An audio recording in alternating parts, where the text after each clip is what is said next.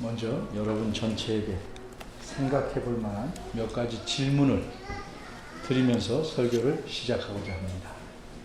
마음속으로 잘 듣고 대답해 보시기 바랍니다. 사람, 또 나는, 여러분은 어떻게 예수님을 믿게 되는 것인가? 나는 어쩌다가 예수님을 믿게 되었지만 내가 믿기를 정말 믿었으면 좋겠다 하고 원하는 사람은 왜 예수님을 믿으려고 하지 않을까? 또 예수님을 믿으려고 하는데 믿지 못할까? 또 어떤 사람은 믿지 않으려고 했는데 믿게 되었다고 말할까? 어째서 어떤 사람은 전혀 예수님을 믿을 생각조차 없는 것일까? 그런데 정말 믿지 않으려는데 억지로 예수님을 믿을 수 있는 것일까요? 정말 마음으로 간절히 믿고 싶어는 하는데 믿을 수가 없는 것일까요? 마음으로 간절히 믿기를 원하면 믿을 수 있는 것일까요? 이제 객관식으로 물어보겠습니다. 제가 드리는 세 가지 답 중에 하나를 골라보시기 바랍니다. 사람은 어떻게 예수님을 믿을 수 있는가? 첫째, 하나님의 은혜가 없어도 내 자신의 노력으로 믿을 수 있다. 둘째, 하나님의 은혜가 있어야 하지만 내가 선택해서 믿을 수도 있고 거절할 수도 있다. 세 번째, 오직 하나님의 은혜로만 믿을 수 있다. 바꿔 말해서 나는 예수님을 믿는 일에는 아무것도 할 수가 없다.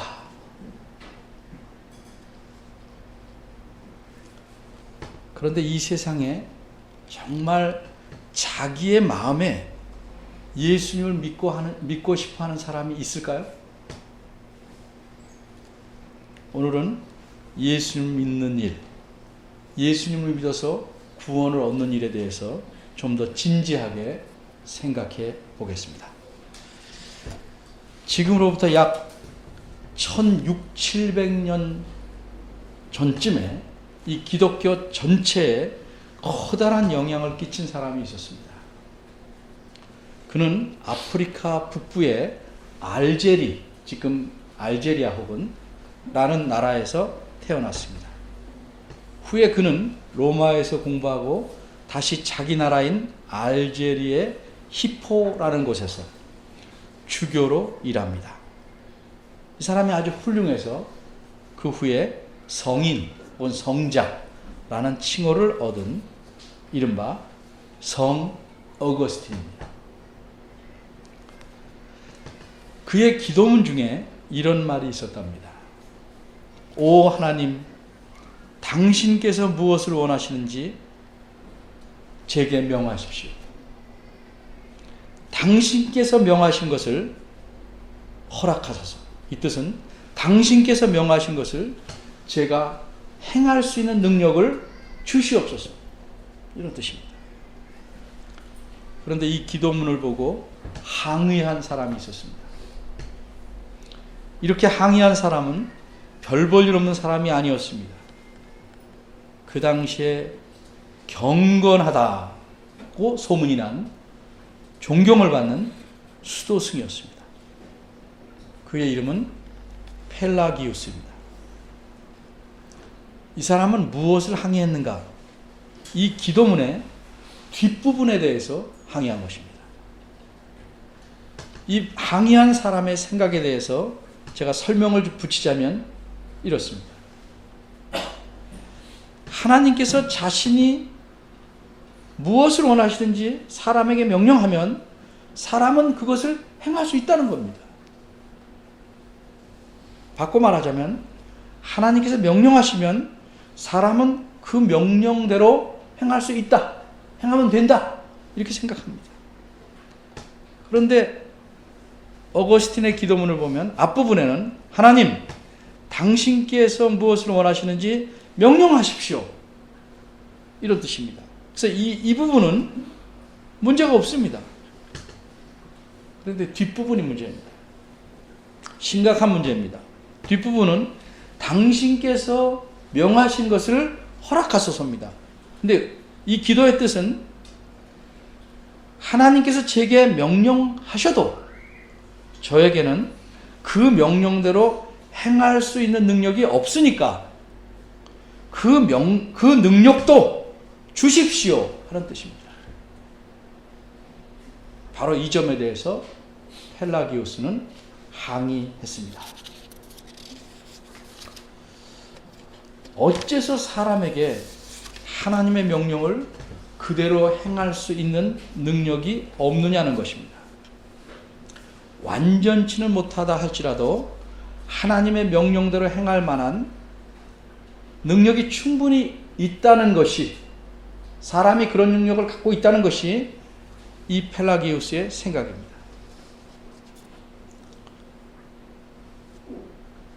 이거는 제가 유명한 신학자인 스프롤이라는 학자의 강의에서 듣고 인용한 것입니다. 그래서 펠라기우스는 예수님을 믿어서 구원을 얻는 일에도 마찬가지로 생각하고 이렇게 주장했습니다.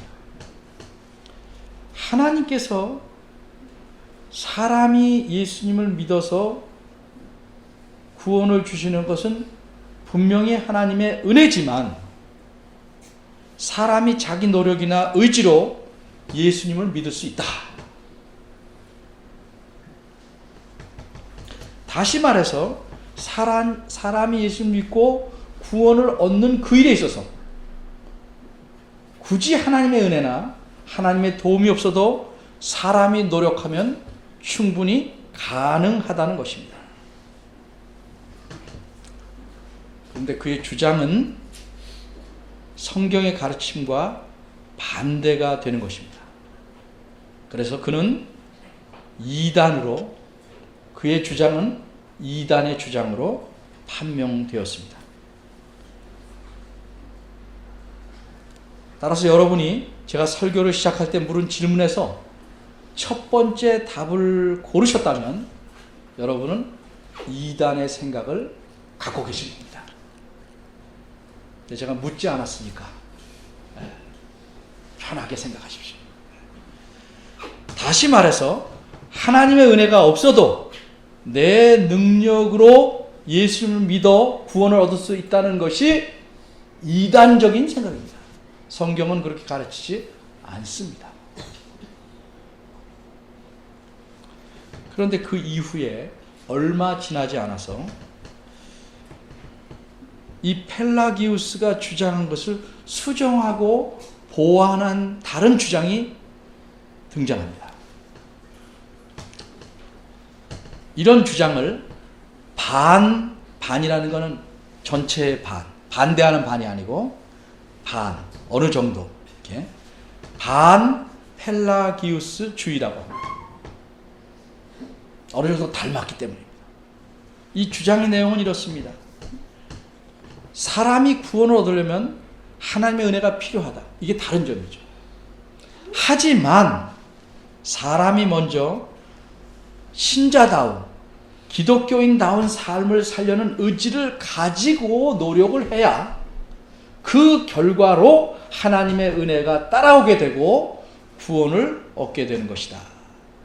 이렇게 주장합니다. 게다가 내가 예수님을 선택해서 믿을 수도 있고 거절할 수도 있다. 그러니까 예수님을 믿어 구원을 얻느냐 마느냐는 내가 결정할 문제다라는 주장입니다. 자, 그럼 여기서 이 두 가지 주장을 잠시 정리해보고 갑니다. 첫 번째 주장을 얘기한 펠라기우스는 사람이 자신의 노력으로 구원을 얻을 수 있으므로 하나님의 은혜가 없어도 된다. 이렇게 말했습니다. 두 번째 수정 보완된 주장은 하나님의 은혜가 필요는 하지만 먼저 사람이 노력을 해야 구원을 얻을 수 있고 또 그 구원을 사람이 선택할 수 있다. 거절할 수도 있고 받아들일 수도 있다. 이렇게 주장합니다. 이 두 주장에서 공통점은 무엇입니까? 한마디로 구원을 얻는 데 있어서 사람이 무엇인가를 할 수 있다는 점입니다. 바꿔 말하면 사람에게는 자신이 노력하면 구원을 얻을 수 있는 능력이 내 안에, 사람 안에 있다는 겁니다. 그런데 정말 사람에게는 자기가 노력해서 구원을 얻을 만한 능력이 있을까요? 어째서 이런 주장을 하게 되는 것일까? 그 이유는 한마디로 비록 사람이 타락은 했지만 그래도 쓸만하다는 것입니다. 자동차로 비유하면 사고가 나서 찌그러졌지만 그래도 몰면 굴러간다는 겁니다. 근데 이런 주장을 하는 사람들의 공통적인 생각은 원죄를 믿지 않습니다. 사람에게 원죄가 있다는 것을 믿지 않습니다. 그러기에 사람이 타락했으므로 구원에 관해서는 하나님과 연관해서는 전혀 선한 일을 할 능력이 없다. 이것을 제가 작년에 뭐라고 그랬죠? 전적으로 부패했다. 사람이 선한 일을 전혀 할 수 없다. 절대 부패가 아니고 구원과 연관해서, 하나님과 연관해서 선한 일을 할 수 없다. 전적 부패했다 하는 사실을 받아들이지 않는 것입니다. 그럼 하나님 말씀인 성경은 무엇이라고 말씀하는가? 여러분이 좀 보셔야 됩니다. 먼저 로마서 3장 23절입니다. 243쪽입니다.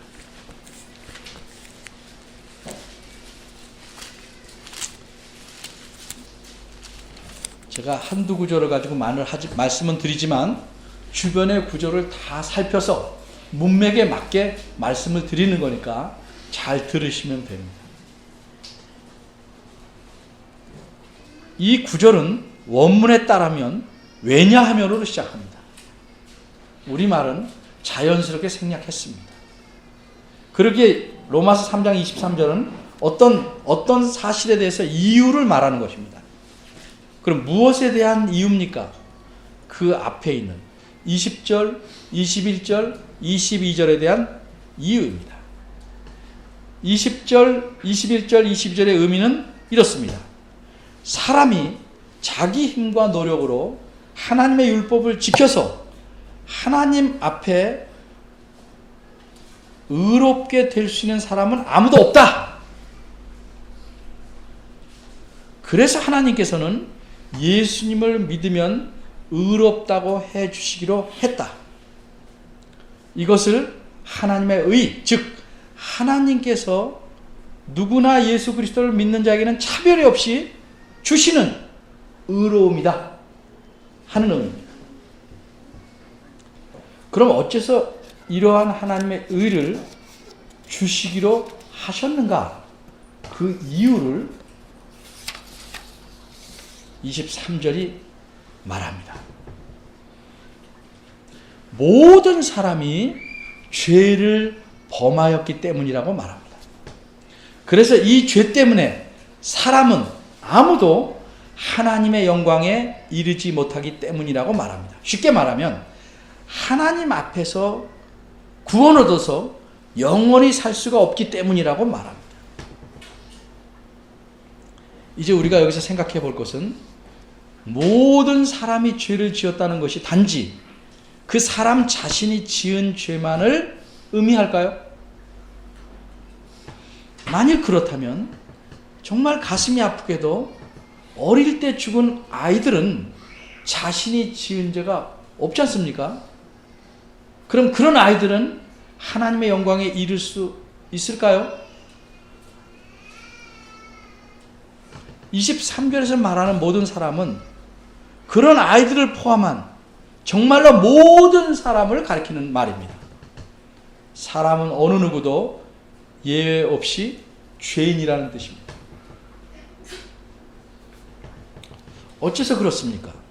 자기가 지은 죄가 없는 사람도 어째서 죄인이라고 하나님은 보십니까? 성경은 말합니까? 이에 대한 대답을 찾기 위해서 넘어가서 로마서에서 한 군데만 더 보겠습니다. 한 장을 넘기면 로마서 5장 12절을 볼 수 있을 것입니다. 이 대답은 로마서 5장 12절에서 18절에 있는 것인데 지금은 그걸 다 설명할 게 아니고 12절만 제가 이미 다 살펴봤으니까 12절만 중심으로 생각해 보겠습니다.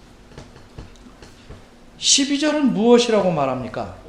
이러므로 한 사람으로 말미암아 죄가 세상에 들어오고 죄로 말미암아 사망이 왔나니 이와 같이 모든 사람이 죄를 지었으므로 사망이 모든 사람에게 이르렀다. 이렇게 말씀합니다. 무슨 뜻입니까? 아담이 죄를 지었기 때문에 모든 사람이 죄를 지은 것이고 따라서 모든 사람에게 예외 없이 사망이 오게 되었다는 겁니다. 물론 모든 사람이 아담이 지은 것과 똑같은 죄를 지은 것은 아닙니다. 그래서 14절에서 뭐라고 그래요? 14절에 보면 그 아래 아담의 범죄와 같은 죄를 짓지 아니한 자들 위에도 사망이 왕노릇했다. 사망이 왔다. 이렇게 말씀합니다. 그럼 여기서 생각하는 게 뭐예요? 어떻게 아담이 죄를 지었는데 그것이 모든 사람이 죄를 지은 것인가? 내가 지은 게 아닌데. 그러기에 성경학자들은 이 죄를 가리켜 원죄라고 말합니다. 원죄. 그런데 어떻게 아담이 죄를 지었는데 우리가 죄를 지었는가라고 생각하는 것은 원죄라는 말을 오해해서 그렇습니다. 원죄를 어떻게 오해하냐? 원죄는 아담이 지은 죄라고 생각합니다. 그렇기 때문에 어째서 나는 그런 죄를 짓지 않았는데 하나님께서 그 아담이 지은 죄를 나한테 물으시는가? 라는 의문을 갖게 되는 겁니다. 원죄는 아담이 지은 죄를 가리키는 게 아닙니다. 잘 들으셔야 됩니다. 아담이 지은 죄가 아니고 그 죄의 결과로서 모든 사람 안에 형성된 인간의 본성, 본질을 가리켜 원죄라고 하는 겁니다. 아담의 행위가 아니고 그 행위로 결과로 그 다음 후손들에게 나타난 그 인간됨의 본질을 가리켜 원죄라고 하는 겁니다. 예를 들면 자녀가 부모의 특성이나 특징을 물려받은 것과 같습니다. 부모가 한 잘못을 똑같이 하진 않았지만 이 부모의 잘못된 그 특성을 가지고 있는 그것, 이것을 원죄라고 하는 겁니다. 이렇게 물려받은 인간의 본성, 이것이 신학적으로 원죄라는 뜻입니다. 이 점에 대해서 오해하시면 안 됩니다.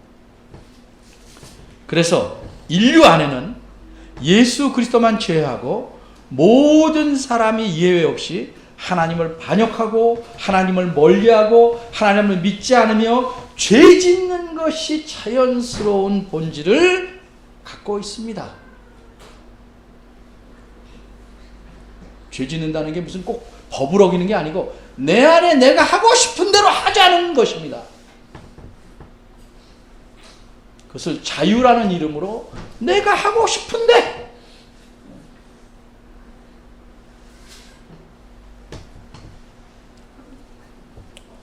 그러기에 다윗은 자신을 가리켜 이렇게 표현합니다. 내가 죄악 중에 출생하였으니 내 모친이 죄 중에 나를 잉태하였나이다. 날 때부터, 인간으로 형성될 때부터 사람은 죄악 중에 있다고 고백한 겁니다. 그래서 이런 본질을 갖고 있는 사람을 성경에서는 옛사람 이렇게 말합니다. 옛사람. 이처럼 인간은 원죄를 갖고 있기 때문에 아무도 자신의 노력으로 하나님께 가까이 가려고 하지 않습니다. 그런 마음조차 갖지 않습니다.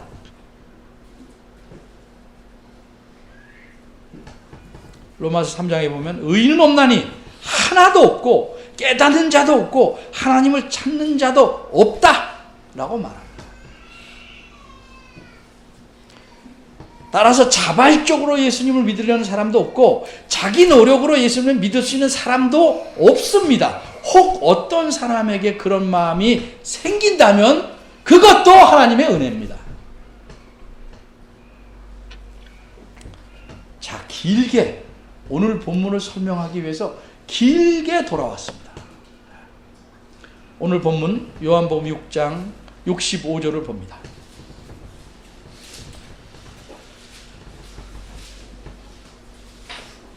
이런 사상의 배경을 알고 성경을 봐야 그 말씀의 뜻을 잘 알 수 있는 겁니다. 예수님 주변에 사람들이 많이 몰려들었고 또 사람들은 여러 가지 이유와 목적을 갖고 나름대로 예수님을 부지런히 따라다녔습니다. 그 중에는 자신들이 예수님을 믿는다고 생각하는 사람들도 많았습니다. 그런데 예수님은 그들이 생각하는 그 믿음이 진짜인지 가짜인지 처음부터 다 아셨습니다. 그래서 주변에 모여있는 무리들에게 이렇게 말씀합니다.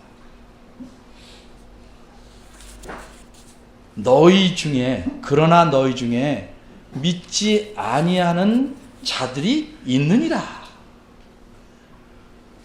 어떻게 예수님은 이렇게 확실하게 단정적으로 말씀하실 수 있을까? 오늘 본문의 바로 앞구절 64절의 하반절은 그 이유를 이렇게 알려줍니다. 그 까닭은 이는 예수께서 믿지 아니하는 자들이 누구이며 자기를 팔 자가 누군지 처음부터 아시기 때문이다. 그리고 이어서 예수님은 오늘 본문을 말씀하신 겁니다.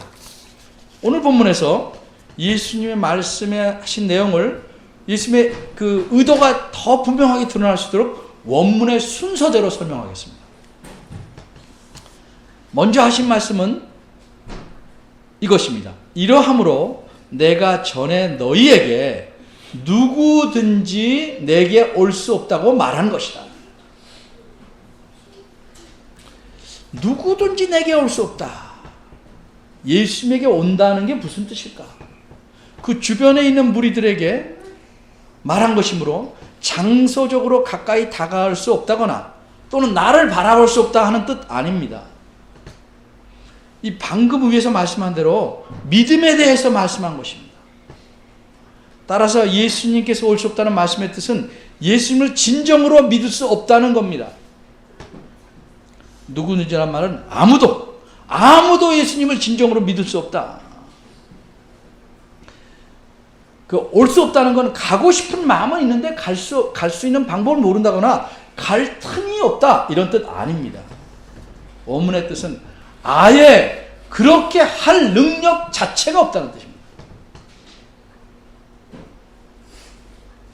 어째서 사람에게는 아무도 예수님을 믿을 능력이 없을까? 한마디로 성경에서 사용하고 있는 비유적인 표현으로 답을 말씀하자면 에베소서 2장입니다. 허물과 죄로 죽어있기 때문입니다. 죽었습니다. 그래서 하나님을 향한 방향으로는 완전히 불가능입니다. 불가능. 완전히 죽었습니다. 반대로 그 에베소서 2장 1, 2, 3절을 보면 반대로 자신의 본성이 갖는 욕심과 그 본성이 마음에 원하는 것을 하는 것에는 팔팔하고 싱싱하게 살아있습니다. 이처럼 사람은 아예 스스로 하나님을 찾거나 자기 힘으로 예수님을 믿어서 구원을 얻을 수 있는 가능성이 전혀 없습니다. 죽었습니다. 그런데 하나님께서는 자신의 의로우심과 자비로우심을 보이셔서 어떤 사람들은 예수님 믿게 하시려고 미리 정하셨습니다.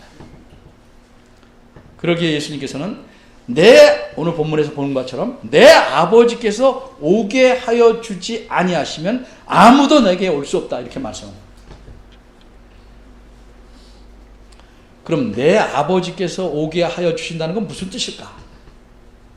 이 말씀을 하시면서 예수님은 전에 내가 너에게 말하기를 이렇게 토를 다셨습니다. 그러니까 예수님은 이 말씀을 하시기 이전에 하신 말씀을 여기서 다시 말씀한 거죠. 따라서 예수님께서 그 전에 하신 원래의 말씀을 찾아보면 그 뜻을 분명히 알 수 있습니다. 어디서 무엇이라고 말씀하셨습니까? 바로 그 옆입니다. 요한복음 6장 44절입니다. 원문의 순서대로 직역하면 이렇습니다. 아무도 내게 올 수 없다. 만일 나를 보내신 아버지께서 그를 이끌지 않으신다면. 어떻게 하나님께서는 어떤 사람을 예수님에게로 가게 하시는가? 하나님께서 그를 이끈다 이렇게 표현합니다. 이끈다는 말은 인도한다는 의미라기보다는 힘으로 끌어당겨서 이동시킨다는 말입니다. 왜 그렇게 해야 될까요? 사람은 본질상 하나님에 대해서 죽어 있기 때문에, 죽어 있는 건 시체죠. 비유적으로 말하면 사람이 움직이지 못합니다. 그래서 하나님께서는 자기 힘으로 끌어가셔야만 그 사람이 예수님께로 갈 수 있다는 뜻입니다. 죽은 사람은 아무 소원도 없습니다. 생각도 없습니다. 구원받을 마음조차도 없습니다. 그저 시체로 누워 있습니다. 그걸 하나님께서 끌어서 예수님께로 갖다 놓는 것입니다. 그게 여기서 말하는 이끈다는 말의 의미입니다.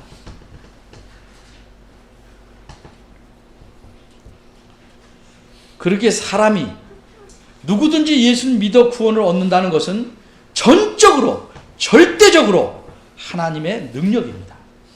바꿔 말해서 하나님의 은혜로만 되는 것입니다.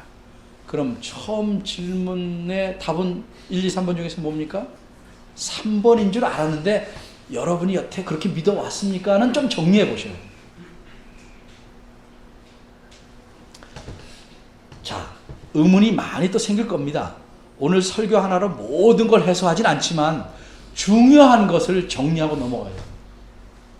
사도 바울은 하나님의 복음을 전하려고 넓은 지역 곳곳에 여행하기를 시작했습니다.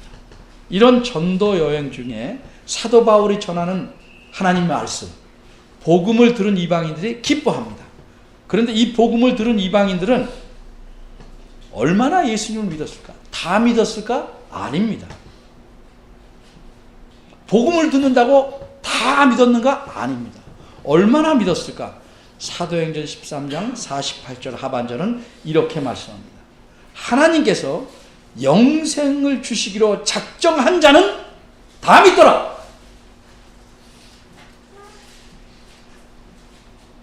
하나님께서 이미 영생, 즉 구원의 다른 말입니다. 구원을 주시기로 결정해 놓은 사람들은 누구나 복음을 듣고 다 믿었다는 뜻입니다. 이 말씀에서도 분명히 드러나는 사실이 무엇입니까?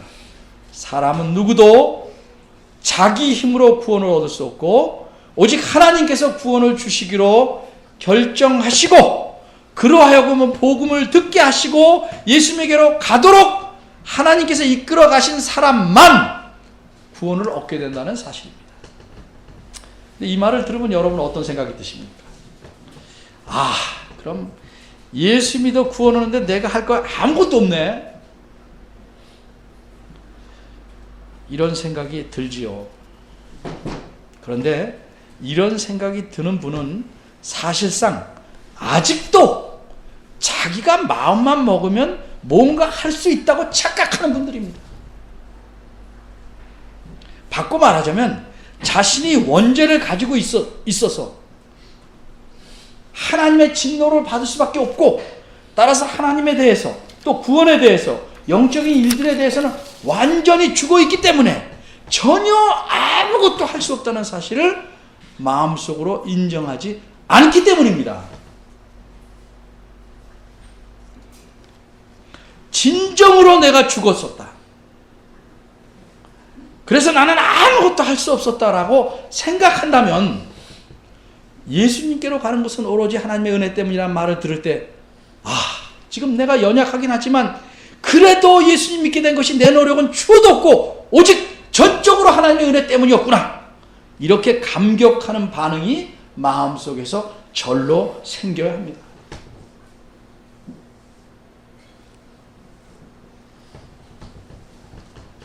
그런데 이러한 하나님의 작정된 은혜를 인정하지 않는 사람은 어떻게 합니까? 오늘 본문 말씀 아래를 봐도 압니다. 이런 예수님의 말씀을, 본문 말씀을 듣자 무리 중에 있던 그 유대인들은 어떤 반응을 보였습니까? 66절입니다. 이러므로 제자 중에 많이 물러가고 다시 그와 함께 다니지 아니하더라. 뭐야 이거 그럼? 다 물러갔어. 내게 할 게 없네. 다 물러갔어.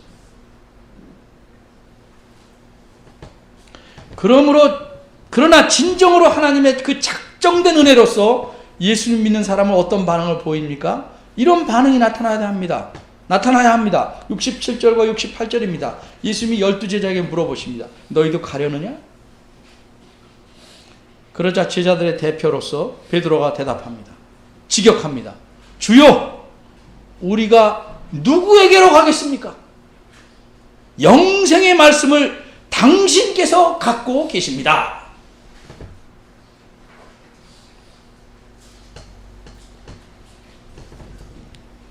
이와 같이 우리들이 예수님을 그리스도시고 하나님의 아들로 믿고 구원을 얻게 된 것은 하나도 예외 없이 모두 하나님의 작정된 은혜로서 그렇게 된 것입니다.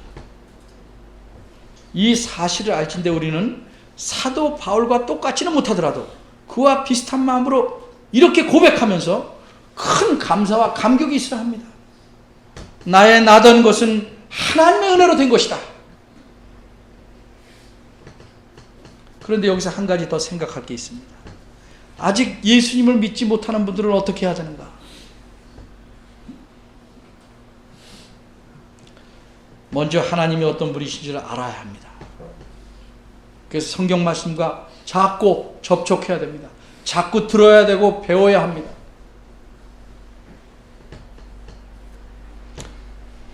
하나님께서 어째서 어떤 사람에게는 작정된 은혜를 주시고 다른 이에게는 그렇게 아니하시는가? 그렇게 하신다고 하나님께서 불의하신가? 의롭지 못하신가? 성경은 이렇게 대답합니다. 하나님께 불의가 있느냐? 그럴 수 없느니라. 그런즉 원하는 자로 말미암음도 아니요 다른 박질하는 자로 말미암음도 아니요 오직 긍휼히 여기시는 하나님으로 말미암음이니라. 로마서 9장 14, 16절입니다. 이 무슨 뜻입니까? 구원은 사람이 원한다고 되는 것도 아니고 또 다른 박질 하듯이 힘쓴다고 애쓴다고 되는 것도 아닙니다. 오직 긍휼히 여기시는 하나님께서 주시는 겁니다. 그러므로 하나님의 이러한 긍휼하심을 간절히 바라야 할 것입니다. 우리가 애쓰고 노력하는 것은 구원받기 위함이 아니요 그 감사함이 넘쳐서 그분을 위해 기쁘게 살려고 애쓰는 겁니다.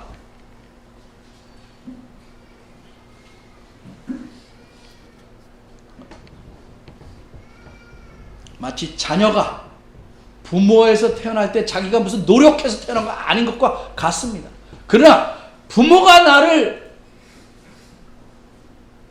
낳아주셨고 길러주신다는 사실을 감격할 때 자신은 어떻게 삽니까? 태어나려고 애쓰는 게 아니고 그 부모의 은혜에 감사하려고 바르게, 충실하게, 신실하게 감사한 마음으로 사는 이와 비슷합니다.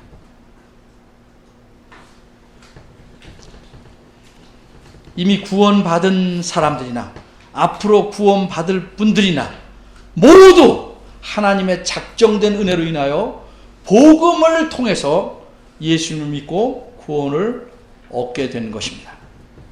이런 하나님께 우리 삶에서 감사와 찬송과 영광을 돌리면서 사시는 여러분이 되기를 바랍니다. 기도하겠습니다. 하나님, 우리가 어찌하여 하나님의 은혜로 하나님의 자녀가 되었는지 살펴보았습니다.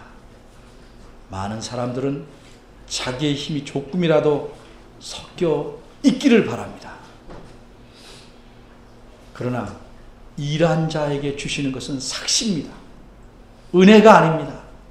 하나님의 은혜로 구원 얻었다는 것은 우리의 힘으로 할 수도 없지만 할 수 있다고 할지라도 아무것도 우리는 행한 것이 없습니다. 이렇게 우리는 하나님의 말할 수 없는 은혜를 받고 살아갑니다. 이 은혜에 감사한 마음으로 살게 하시고 이 은혜에 넘치는 그 풍성함 때문에 우리 삶에 힘들고 어렵고 공궁하고 빡빡한 모든 상황을 이기게 하시고 그 가운데서도 감사의 불꽃이 꺼지지 않도록 저희들을 붙잡아 주시기를 바랍니다. 예수님의 이름으로 기도합니다. 아멘.